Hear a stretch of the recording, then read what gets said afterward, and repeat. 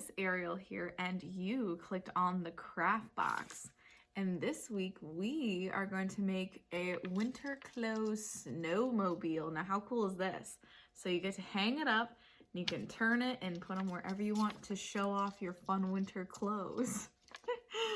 And I'm going to show you how to make this. Okay, so in your bag for our winter clothes mobile, you of course have your hat. So this is where we're going to tie everything so it hangs down, and of course a little hole so you can hang it up at home.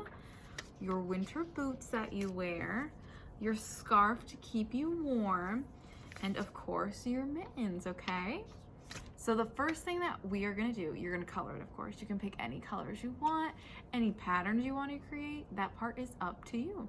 So I'll be right back with my finished colored creation. Now that we have our pieces colored, then the next part, we're going to actually thread the longest string that we have and put it through the top of our hole here. That way your mobile can hang wherever you decide. So once you thread it through, I'm going to take both ends and we're going to tie it. That way it doesn't fall apart on you. And you can also use tape if you have that at home too, but I'm just going to knot mine. All right, and then I'm gonna put it towards the end, that way the knot's hidden, and ta-da! And so I'm gonna do the same thing except with all the other articles that I have.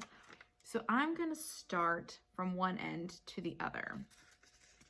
And so you're gonna do the same thing, you're gonna thread it, and then you're going to tie,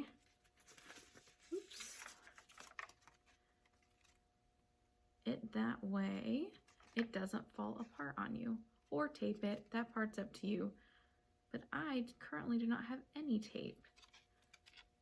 And once you make sure your knot is tied, you're gonna hide it on the back.